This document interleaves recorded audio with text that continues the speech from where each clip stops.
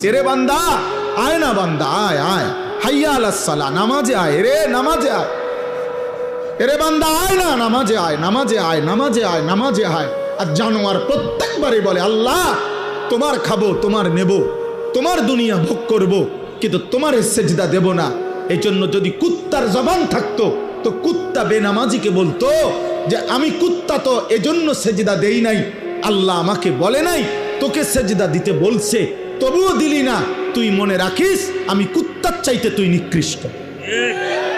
যদি কুত্তার জবান থাকতো তোকে বলতো, যদি কুত্তার মুখ থাকতো,